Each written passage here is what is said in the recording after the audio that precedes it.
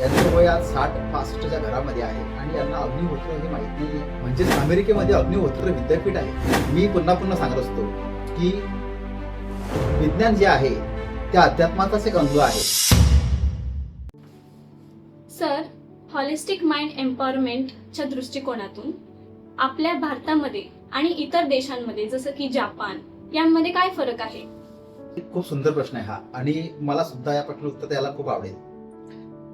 कसं आहे पाहिलं की भारत देशामध्ये जे विद्वान लोक आहेत, जे अतिशय तज्ज्ञ आहेत, ही मंडळी भारताबाहेर जेव्हा जाते तेव्हा वैज्ञानिक संकल्पना घेऊन जाते आणि तिथल्या काही मंडळींसोबत कोलॅबोरेशन करून या घटनेला, या गोष्टीला डिकोड करून एक वैज्ञानिक सिद्धांतावर प्रस्थापित करते, त्याचे थिसिस मांडते,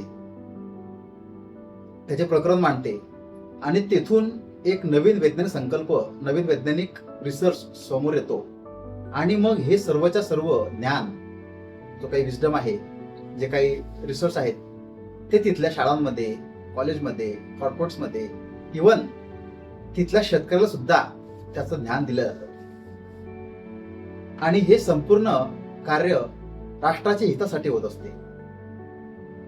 आणि तिथे हा जो इम्प्लिमेंटेशन रेट आहे हा भारताच्या तुलनेमध्ये खूप पुढे आहे. परंतु मला सांगायला गर्व वाटतो की हे सर्व ज्ञान, हे सर्व विजडम आपल्या भारतीयांचंच आहे. परंतु भारतीय लोकांनी सुद्धा वैज्ञानिक दृष्टिकोनातून या गोष्टीकडे पाहिलं पाहिजे.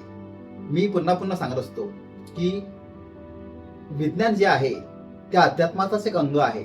अध्यात्म आणि विज्ञान हे काही वेगळे नसून एकच आहे.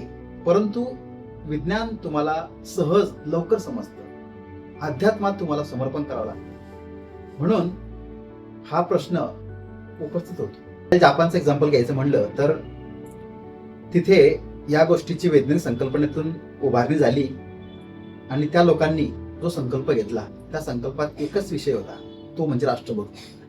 मग तिथे स्पिरिच्युअल डेव्हलपमेंट झाली आणि त्यांनी सांगितलं की आम्हाला युद्ध नको, बुद्ध हवाय.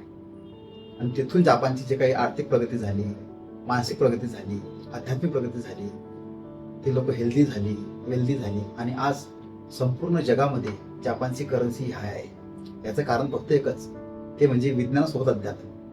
आज सकाळी एका प्रसंगा ठिकाणी सहज माझ्या बावधनच्या ऑफिसच्या उद्घाटनानिमित्त काही मंडळींना भेटलो आणि त्यांना 12 जुलै 2026 या दिवशी बावधन शाखेच्या उद्घाटनाप्रसंगी त्यांना मी इन्व्हाइट करायला गेलो आणि तिथेच त्यांना सांगितलं की आपण संध्याकाळी 6:30 ते 7 दरम्यान राजयोग अग्निहोत्र घेणार आहे, ज्याचा उद्देश आपल्या जीवनातील नकारात्मक भावना, नकारात्मक तणाव, चिंता, भय, क्रोध, आळस, कंटाळा हे निघून जावं आणि आपल्या जीवनात सुख, शांती, समृद्धीचा जो काही विस्तार आहे तो व्हावा आणि वैज्ञानिक संकल्पनेवर हे आधारित आहे.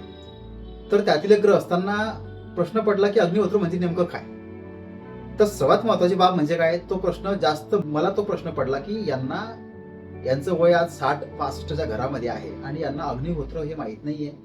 आणि बाहेर देशामध्ये म्हणजेच अमेरिकेमध्ये अग्निहोत्र विद्यापीठ आहे. तिथे स्कूलमध्ये, कॉलेजमध्ये अग्निहोत्राबद्दल माहिती दिली जाते, शिकवलं जातं तिथल्या. आणि त्याचबरोबर 72 देशांमध्ये शेतामध्ये अग्निहोत्र करण्याची प्रथा निर्माण झाली. हे सर्व श्रेय भारतीय ऋषीमुनींना जातं. परंतु आज ही परिस्थिती आहे जी मी डोळ्याने स्वतः पाहिली. तर त्यासाठी आम्ही अद्वैत माइंड वेल्थ अकॅडमी आणि संपूर्ण टीम येत्या 12 जुलै 2026 रोजी सायंकाळी 5 ते 8 आमच्या या द्वितीय शाखेचे उद्घाटन आहे. तर या शाखेच्या उद्घाटनानिमित्त काही माननीय लोकप्रिय नगरसेवक आहेत, काही तज्ज्ञ मंडळी आहेत, यांची उपस्थिती राहणार आहे. तर मी तुम्हाला सुद्धा या कार्यक्रमाला मनापासून स्वस्त निमंत्रण देत आहे. तुम्ही सुद्धा या हॉलिस्टिक डेव्हलपमेंटच्या प्रोग्रामला हजर राहावे आणि आपल्या जे काही जीवन आहे त्यामध्ये सकारात्मक परिवर्तन कसे घडवून आणता येईल, आपल्या जीवनामध्ये जो काही ताण तणाव आहे तो कसा कमी करता येईल आणि आपण वैज्ञानिक पद्धतीने अध्यात्म आपल्या जीवनात कसं रुजू करू शकतो, यावर मी आणि माझी टीम आपणा समोर या संपूर्ण गोष्टीचं प्रात्यक्षिक देणार आहे. तर मी आपली वाट पाहतो. धन्यवाद.